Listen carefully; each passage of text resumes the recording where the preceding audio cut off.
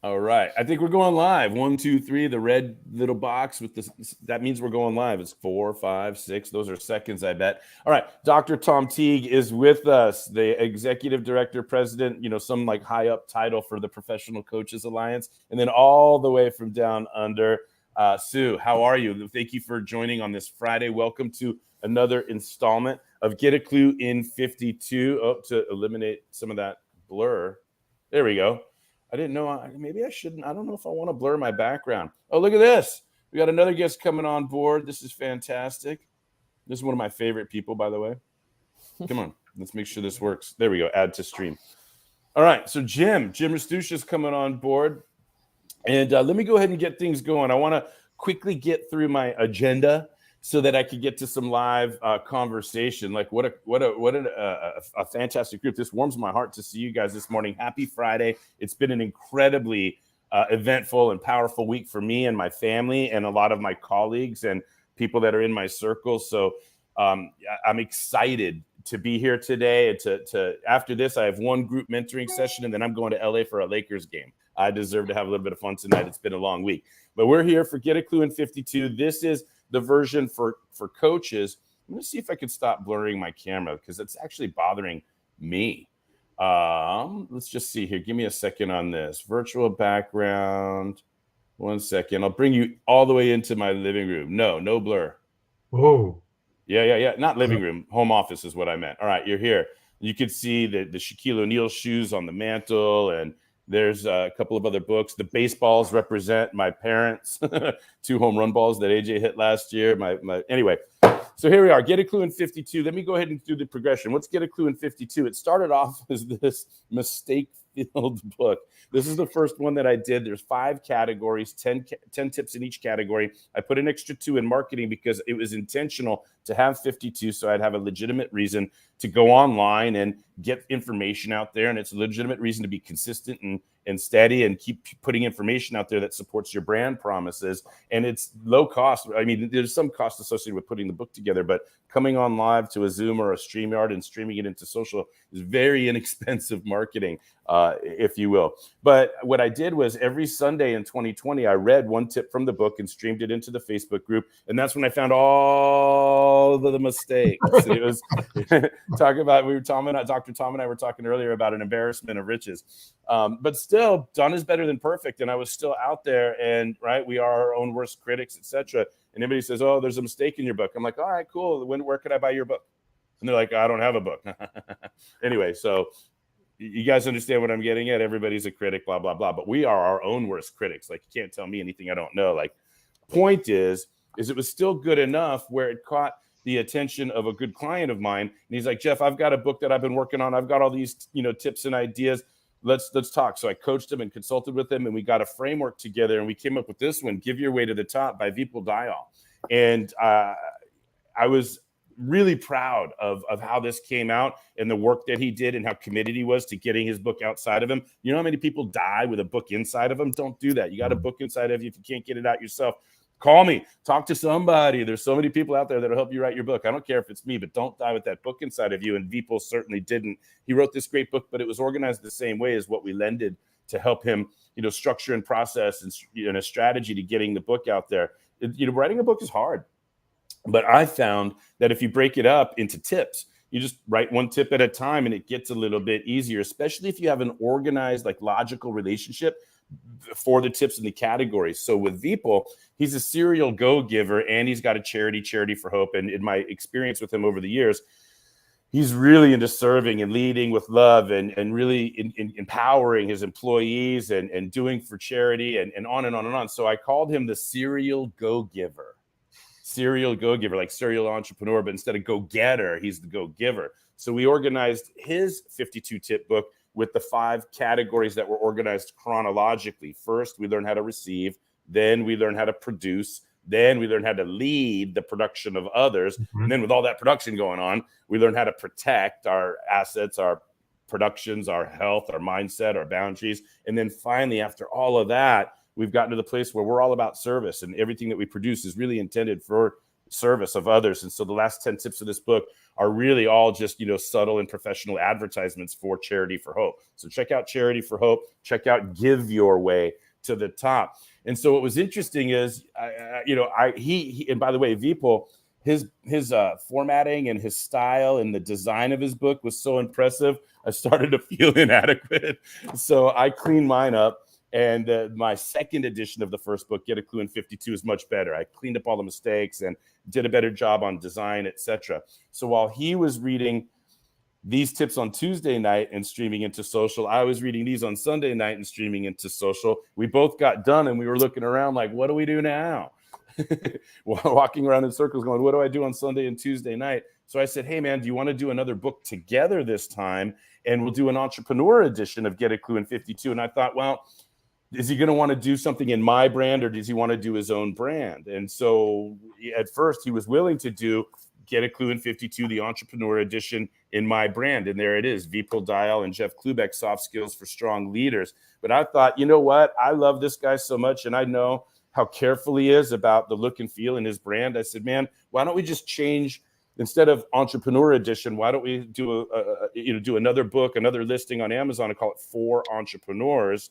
Switch it around. Instead of Jeff Klubeck and Vipul Dayal, we'll make it Vipul Dayal and Jeff Klubeck, and you could do it in your branding. So this is like, I've never seen anybody do the same book, but in two different brands, right? With two different ISBN numbers. So what we did all last year in 2022, at 8:00 on Tuesday night, we would get on Zoom. We would read a tip from the book, and I would stream it into my social media channel on the Facebook side, Get a Clue in 52. We would stop at 8:25, take a hygiene break, come back at 8:30, and then read, out of this version and stream it into his Hotel Motel Owners Forum, which has like 20,000 people. So I just thought, hey, it's better if you read from this and you show people this rather than this if you're marketing to your channel. So if you want to do a collaborative project, we're going to protect and promote your branding and your brand messaging and really integrate the two. So we got done reading all of those tips last year in 2022. And that brings us, and by the way, in between, I wrote this little thing called The Integrity Game that is doing wonders in my career, in my life, in my heart. But that brings us all the way to this year. And here we are, finally, 7 minutes in, Get a Clue in 52 for coaches. And I could have done a lot of different Get a Clue in 52 books. I have a plan and a goal that I'll do once a year. Like every year, I plan on once a week reading a tip and hosting and having a conversation on all of that. And by the way, let me go ahead and say welcome to Get a Clue in 52 for coaches, myself included. And so this one, the reason I decided to do a tips book for coaches, myself included, is because last year I got really involved with California Coaches, a nonprofit that has a mission of helping coaches promote their practices, and also Professional Coaches Alliance. And Dr. Tom Teague is here, and Margot Garcia was here last week when we were talking. So expect Professional Coaches Alliance to be a part of what we're talking about every single week, because I'm vice president of communication. And I remember the help that I got coming up when I was building my practice. And I'm at a point in my career now where I really want to give back and also learn with and from others that represent the new levels that I still have to ascend to. So I wrote this book, Get a Clue in 52 for coaches, because it checked a couple of boxes for me. It's another Get a Clue book. I get to keep on doing my thing every week, but also it serves more than one purpose, as I get to promote and support what the Professional Coaches Alliance is doing in terms of really trying to be the go-to resource for coaches that want to build their practice. And we're not teaching coaching skills. We're teaching how to build the practice. And so this book does teach some coaching skills and some strategy, tactics, and resources to help you be a better coach. But by and large, I'm trying to be really kind of transparent, honest, vulnerable in the struggle, which is real. It's hard to be a coach. It's hard to build a practice to consistent revenue and on and on. There's a lot of challenges involved, and I want to unearth those challenges in my voice. So that's really what we're talking about here. I'm writing a book, but by no way, shape, or form does that make me an expert on anything. I read this and I learn from my own book, and on. You guys get what I'm saying.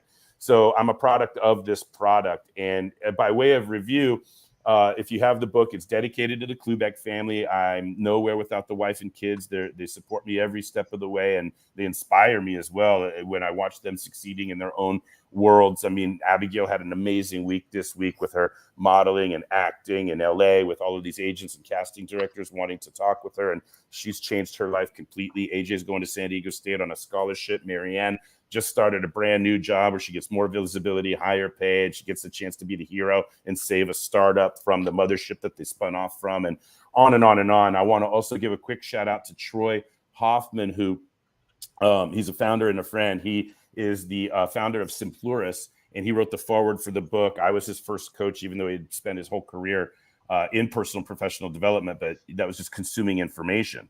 He finally decided to get one-on-one coaching, and I was that first guy. And so he honored me by doing the forward, and I look up to him in so many ways. It's just a treat that he looks up to me in certain areas here when we're talking about coaching. So by way of review, the very first tip in the book, and by the way, let me review these categories here.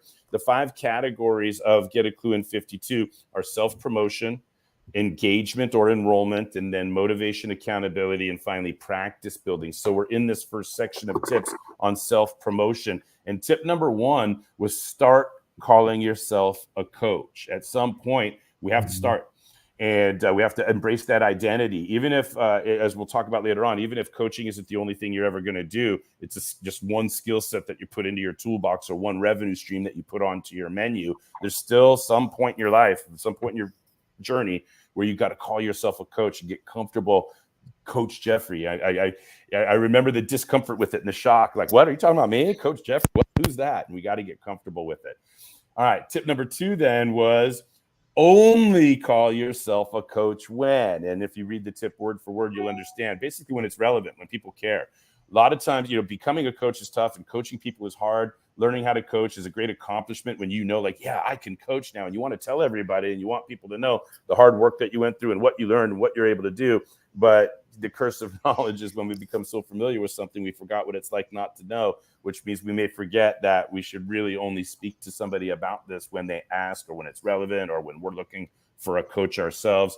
And you find the right space, find the right time. Only call yourself a coach when the other person really wants to hear it, is asking, etc., and so forth. And by the way, that's not just coaching. That tip can apply to a lot of different things. And so that brings us to today's tip number 3. And as I realized that I should create a little banner for it. So let's see if I can multitask. Tip number 3 from self. I like the banners a lot. That's like really cool. It is cool. Yeah. I like that. Tip number 3 from self-promotion is don't just call yourself a coach. You can say that a bunch of different ways. Like don't just call yourself a coach, or don't just call yourself a coach, right? Call yourself a coach. All right, there it is. We're going to add that banner right now, and we're going to show it.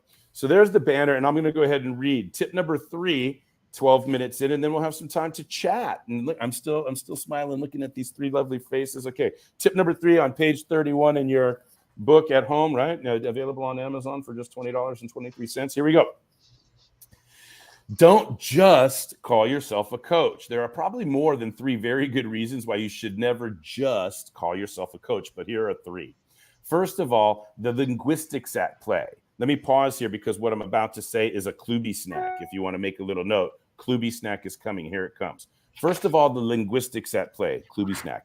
When people put the word just in front of something, it's a sign of weakness at best, minimization most probably, and flat out lying at worst. I'm going to say that again. Are you guys ready? When people put the word just in front of something, it's a sign of weakness at best, minimization most probably, and flat out lying at worst. Can you hear the voice message? Quote, "Hi, Jeff. This is John Doe from ABC, and I'm just calling to see how you are doing. So give me a call back at your convenience." First of all, if that is really what you are calling for, then say it without the just. Do you hear how different? Let's actually pause for a second. "Hello, Jeff. This is John Doe from ABC, and I'm calling to see how you are doing. So give me a call back at your convenience." Just take the just out of it and see how different it sounds. Let me go back and read word for word.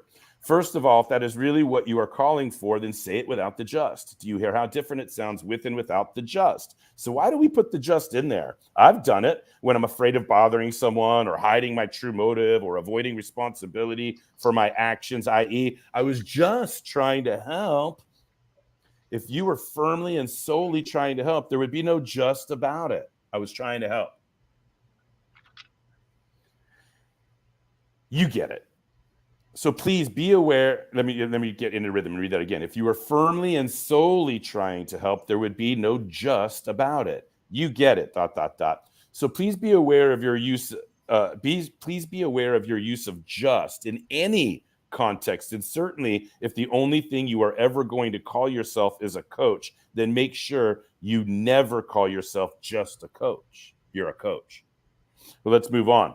So the second reason to never call yourself a coach, and there's a typo in there, you got to put a coach. I just saw the typo. There's going to be some mistakes in this book too. We'll catch them along the way. So the second reason to never just call yourself a coach is because I believe we are always more than just a coach. And even if you are saying, nope, I'm just a coach, I still believe we need to have more ways to describe ourselves than just or only a coach. Start with qualifiers or adjectives to put in front of or after the word coach. Executive coach, coaching specialist, life coach, coaching trainer, business coach, coaching practice owner, speaker coach, marketing coach, coaching executive, leadership coach, career coach, director of coaching, fitness coach, health coach, accountability coach. But be careful with that too, as I'll explain below. Motivational coach, sales coach. Again, you get it. So don't leave it to chance that someone knows what I'm going to slow down here. So don't leave it to chance that someone knows what a coach is, or if they have any negative preconceived notions of what a coach is and they see you as that. If all you really are is just a coach, make sure to add qualifiers and descriptors that are helpful to your audience market so you never just call yourself a coach. And third, as I said in the primer for this section, coaches become authors, speakers, trainers, board members, owners, CEOs, solopreneurs, founders, affiliates, partners, advocates, investors, influencers, and any number of other identities the longer we stay in the game of coaching. Or we are any of those things first, and then we become a coach or add coaching skills to our toolbox. And then we become a coach too. What I'm really getting at here is the business growth. There it is. What I'm really getting at here is the business growth need to be more than a coach, to have more to offer than just coaching. I will elaborate on this point in tip 7 in the practice building section at the very end of the book. So there we have it. That's tip number 3. Don't just call yourself a coach. So let's open it up for some conversation. And by the way, I'll put this one up here. I mentioned Professional Coaches Alliance earlier, and Dr. Tom Teague is with us. And there's the link for Professional Coaches Alliance, so go and check that out. It's very easy, professionalcoachesalliance.com. And Tom is going to have some promotional words for some things that are happening with the PCA towards the end of the talk. But what I'd like to do first is to open it up for dialogue. Sue, you got here before Jim, so you get to go before he does if you have a comment or a question. How's it going, you guys? Happy Friday. Welcome to Get a Clue in 52. What's happening, Sue? What do you got on this tip? Any comments or questions?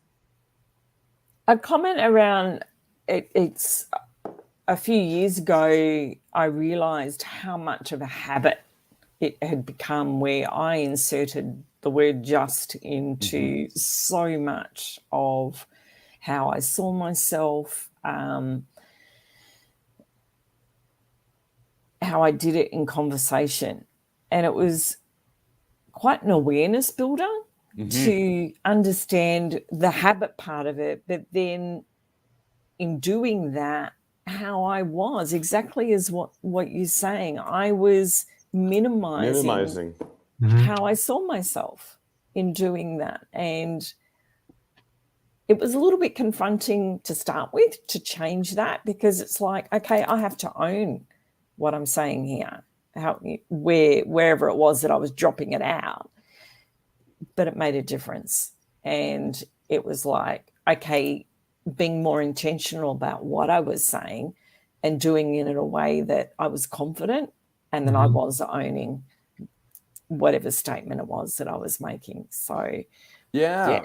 Can we play around with that a little bit? First of all, where did the awareness come from you, right? Like I'm reading this in the tip, but you're talking, I'm hearing you and you're saying this is like in the past, you started to recognize this.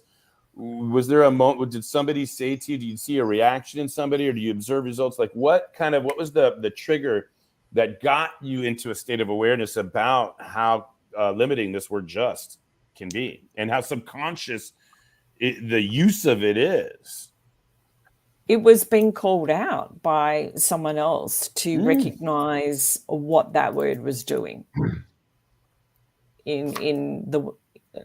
by inserting that into my language all the time. Yeah, the I guess the offshoot of that, of subconsciously minimizing how I saw myself. And so it was definitely that third party accountability and awareness. That's it, accountability. And now the second thing I wanted to say here is, do you guys understand this subtlety? This is Get a Clue in 52 for coaches, but I ever call myself just a coach? No, I would use one of these qualifiers and say I'm a communication coach.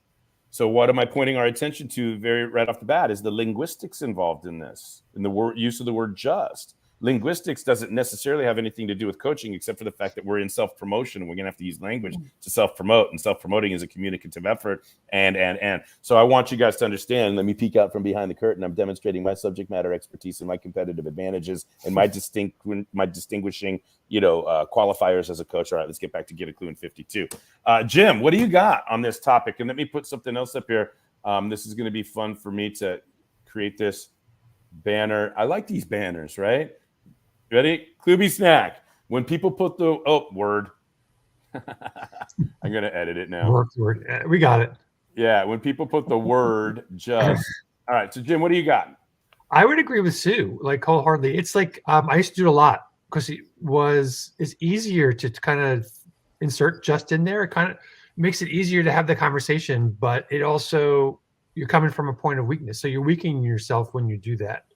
And you're minimizing what you're saying instead of like owning what you're trying to say. I'm owning the conversation. I'm calling you because whatever it is that you need to call them for. And I'm holding you accountable, or I'm interrupting you, or like own it. Don't just come in and say something, That's right. Look at your link. Anybody out there, right? This is going to LinkedIn. This is going to YouTube. This is going to Facebook. Anybody out there, if we're on LinkedIn, then you've been spammed. You've been cold outreached, right? Hi, I'm just reaching out to connect with like-minded individuals. Hey, I was getting your phone. I just wanted to see if you look at all of these spams that you've gotten, or all these cold outreaches you've gotten. Look at how often people use the word just. They got their tail between their legs, right? Well, I just want to coach you on how to eliminate the word just. I love having fun replying to this cold outreach. I digress. What else? Dr. Tom, jump in here, man. What do you have to say about the tip itself? Oh, I was resonating with the term just about minimizing. It's a conversational habit to avoid. So I really appreciated you bringing that out. For me, it was like I was shifting my career. I was a software development manager in industry, shifting to being a coach. And that was actually part of my identity shift, is just getting comfortable calling myself a coach. And then I was like, I wanted to add more to it. So I liked your comment about, well, what kind of coach? So for me, it's online business coach. That's what I do. I help people with their online business. Mm-hmm. But the other point that you alluded to in this tip was, and you're more than a coach. So when I think about actually what I'm doing, I'm a book author. I speak. I give talks. So I'm a writer, an author, a speaker. I'm a trainer. So when I'm delivering my services, I deliver training with that. And I also do consulting. So I do all of those things. So coaching is part of what I do, but not all of what I do. So I really appreciate you bringing that out. Yeah, I'm really, I'm really a big fan of all of that. And, again, and I'm recalling that I have a piece that I wrote. It's after the foreword, right, for this section. There's an introduction to the book overall, and then there's an introduction to the section of self-promotion. And it dawns on me now that I haven't read the introduction to the section. Maybe I did in the first installment. It's 2 weeks, seems like a month now. And I can't recall, but that's where I made the point that if we're in the game long enough, even if we start as only a coach, if we're in the game long enough, we're going to become more things like you talked about, Tom, or we are those things first and then become a coach. Like Jim, I can kick it back over to you as you work to build your Vistage group. By the way, congratulations on a great event earlier in the week, and thanks for having me speak. Thank you for being here. Thank you for having me. It was a treat. And I'm watching the follow-up that comes from that and the relationships that are building and the excitement that people have for your leadership and the way that they lean on you. And it was just a treat to be there. And as you're building your Vistage practice, you may have never thought of yourself as a coach, but now talk to me. You were in the Navy, you were a recruiter, you were a COO, had all these identities, right? Yeah. I can list more, but you can understand what I'm talking about. Yeah, absolutely. And now you are all these things, and now I'm a CEO, coach, and a peer advisory chair. Now you're a coach, but you're not just a coach. No, you're a CEO coach. Let's talk to us about that. Talk to us about Vistage and CEO and peer advisory and the relationship between coaching and what you're doing with Vistage. Yeah, Vistage is we focus on the CEOs and the business owner. We're so focusing on the pinnacle person in the organization because they have the most impact, but they're also the most isolated. And that's where the peer advisory part comes into, where you're getting together with a group of people and solving problems, not just from a coach one-on-one perspective, but from a group concept, a dozen people all solving the problem together. And that's where it's magic when you have multiple people shining flashlights onto a problem and coming up with solutions, because you can really brainstorm and you build off of other people's experiences, and you're diving deep into all their experiences and you're pulling that experience out to come up with solutions. And it's really powerful to do that in a group format. Yeah, it's one of the things that I love is the power. There's a lot of different ways to consume personal and professional growth. Coaching is one, but the mastermind, the core mastermind approach is another. And what distinguishes mastermind from, one-on-one or even group coaching is the hot seat idea, the spotlight, or whatever you want to call it. And so when somebody takes their turn and they discuss an issue or an opportunity, and then what you're doing, and you did a really good job at this, is that you got to hold people accountable to following the process so that the magic can occur. Right. And the process is somebody that states their problem or their opportunity. They can't explain it. They can't go into story. They just got to state it. And then it's up to the peers to ask clarifying questions to get more detail. Right. That way we can be succinct and move through. Then after all the clarifying questions, what I love that you did the other day is you're like, all right, well, is the original statement of the problem or the issue still the real problem or the issue? And when you get everybody else to restate what they really think the issue is after clarifying questions, whoa, it's illuminating. But you're not just being a facilitator in that situation. You're being a coach. You're holding people accountable to the structure and the format to let the process work. Everybody's got to trust a proven process, and Vistage has a very proven process, right? Yeah. So, it's fun to watch in action. You're facilitating and coaching at the same time, but you're also operating your group. And it's just neat to see all of those talents and those skills and those abilities come together. And it's I'm proud that coaching is part of it all. And it's neat to watch you embrace that as part of your identity. Yeah.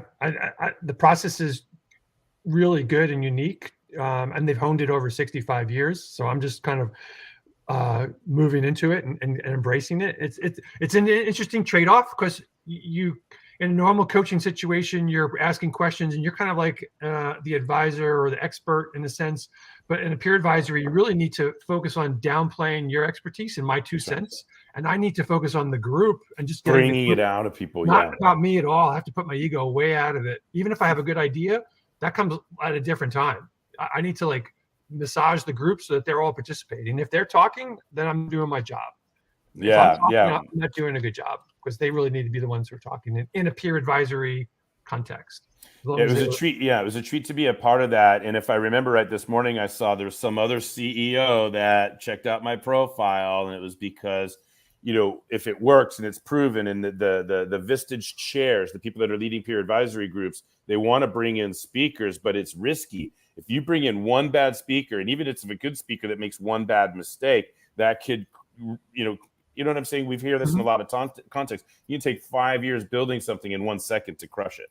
You're right. So chairs and people in your position have to be super careful about speakers that they're bringing in. So when people see that there's a speaker that's been brought in and it was successful and there's good feedback, now the chairs want to get a hold of that too. So I'm looking forward to doing more of these, and I'm grateful for your invitation to come in and deliver the Integrity Game keynote and facilitate a conversation with your CEOs about the Integrity Game. And, for me, it was a real treat to, not test it, but get feedback from that CEO demographic, because I've tested it on students and entrepreneurs and employees that are on a professional growth track inside of organizations. And I'm still building this Integrity Game thing. I'm testing it with, students at San Diego State right now. Like, we started classes yesterday, and they all got to read the Integrity Game. They just have to read the book. I'm teasing. Sue. Sue, before I kick it over to Tom, who has some promotional stuff for us before I promote my things as well, do you have any other comments or feedback or questions or anything that you'd like to add before I kick it over to Dr. Tom? All right, Dr. Tom, you are doing something with and through the professional coach, in addition to presidenting and leading us. What else? You got something that you want to mention here? Yeah, what else is going on? Talk to us. I actually did want to mention that I'm leading a 2-day workshop next week. It's on Tuesday and Thursday at 1:00. And the title, and I was inspired by Jeff on this, Coaching Practice. Coaching Practice. And then the subtitle is a business. Wait, does that mean we're done arguing about this? I'm teasing. Go ahead. So, and the subtitle is A Business of Transformation. And that ties into when you think about coaching, it is about helping our clients make a transformation in their lives. And we had an earlier speaker this month, Jenny Harkleroad, who talked about the 3 secrets of client transformation. So what I'm going to be talking about is how your methodology of transformation is the backbone of your business. And we're going to talk about the multiple ways that coaches can make money, like speaking and training and group coaching and other things, mastermind being another one. We're going to talk about the myriad ways that coaches can make money, and then how to put that together with your unique transformation methodology to build a customer journey. So to build a relationship from people never heard of you into spending a little bit of time getting some experience with you, all the way into one-on-one coaching and becoming your advocate and helping you get your word out to the world. So we're going to cover that ground in the 2 days, and I'm going to walk people through it. It's an interactive workshop. So basically, it's not going to be me talking the whole time. I'm going to be prompting, giving journal prompts we're going to share with each other. So it'll be highly interactive and engaging. So I really encourage you to come. Well, that's awesome, Tom. Thank you for that. If you can access the comments section and they can find the event on professionalcoachesalliance.com, but if you have any specific event link that you want to throw into the comments, that would be fantastic. And we're here at 9:32 a.m. I don't have a hard stop at 9:30, but I do have something coming up in 28 minutes. So we could stay on for a little bit longer, but I've engaged everybody in the conversation, hearing everybody's voice, seeing everybody's smiling face. I've read the tip, and now I think I've earned the right to remind you guys, as I mentioned last week and the week before, that we've got a little goal setting membership, if you will. It's a workshop or a little mini e-course. But rather than calling it an e-course where you take it, you consume it, and then it's done, I'm going to call it a membership, because once you join that e-course, we can continue to add more content. So I did a free SMART goal setting workshop at the end of last year. I'm most likely going to do another one in March, probably mid-March, getting ready for Q2, mid-June, getting ready for Q3, mid-September, getting ready for Q4. And those sessions can all be loaded into the e-course. So that's why it's a membership, because we want to continue to add value to it. And so for if you want to get into that SMART goal setting e-course, which I consider to be a membership, because I'm promising you right here in front of everybody that's watching, that we're going to continue to add content and do quarterly goal setting workshops that will add to this e-course. It's right here. And then it's just a $300, I believe it's a $300 course. And this is a code TIGVIP100 for $100 off. So now it's $200. And that's a gift that keeps on giving. One of the reasons that I've made it this far and stayed in the game as long as I have is because of my approach to SMART goal setting. I added an A, change the R, which really infused the whole process with more motivation, more accountability, and a focus on what behaviors do you need to change in order to get, because we all know the definition of insanity, doing the same thing over and over again, expecting different results. But guess what? Most people that know that definition keep doing the same thing over and over again, expecting different results. So I added an A for ambitious to make sure you are clear on the behaviors that you need to change in order to get new results. And that requires some outside accountability sources like Sue was talking about earlier, whether it's something simple as the use of the word just in your everyday communication, or what you really want in health, relationships, finance, sales, marketing, operations this year, 2023. You got to get out of your own way and get clear on a behavior that you need to change. That's what I've done throughout my life to get where I am now. I got tons of behavior left to change still. Trust me.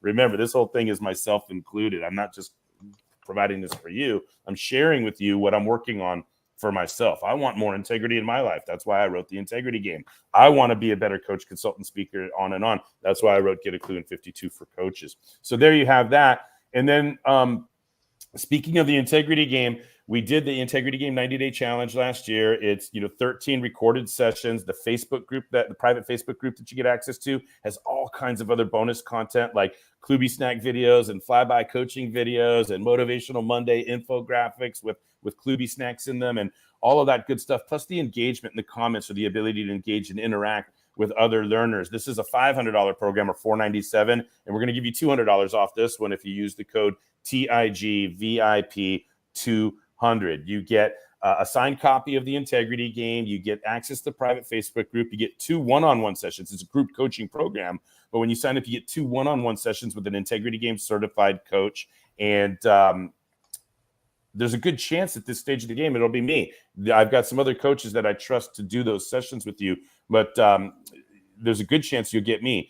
And it's something that I'm really proud of. We're going to run more live sessions later on this year, starting in September. So this is something, again, that we're going to keep adding to and building to and creating community around. And we'd love to see you in that group coaching ecosystem for the Integrity Game. But for now, I want to go ahead and get back to welcome to Get a Clue in 52 for Coaches, myself included. Next week, we're going to go and progress to tip number 4 as we move through this section in self-promotion. So let me go ahead and make final call, last call. Oh, there's a link right here. Hang on. Thank you, Tom. Let me put that in for everyone. Boom. And put that in the comments. And let's go Dr. Tom's workshop. Bam, bam. There it goes. All right. Very cool. So last call, comments, questions, jokes, expressions of gratitude, or anything like that before we dismiss for today on our 3rd installment of Get a Clue in 52 for Coaches. 3 down, 49 to go. There we go. That was fun. This was fun. Yeah, you could tell I'm in a really celebratory mood after a very, very, very productive, successful week, not just for myself, but for you. Like when I look around, it's like amazing thing that's happening right now, Jim. And this is, maybe I'll make it a Kluby snack. Are you ready? When I turn around in a circle, all 360 degrees look like they were made for me. Very good. All right. I love you guys. Have a great weekend, and call me if you need anything. And thanks for those of you that are out there in cyberspace watching, liking, commenting, sharing, and all of that good stuff. We hope to see you live in studio at some point throughout the year. And you can always email or text message, or direct message through social questions that you have or topics that you want to embrace. If you can't make it live on the studio side, the way Jim, Sue, and Dr. Tom have, send us a message, send us a question, and I'll address it live online, even if you can't be here live at Friday at 9 a.m. Pacific. But we're recording these. They're available, and my gratitude goes out to everybody that's taking time away from whatever else they could be doing to get a little bit of this fun and value that we're trying to provide. Big hugs to everybody. Happy Friday. Go get them. We'll see you next week. Bye-bye, guys. Thank you. Bye, Bye. everybody.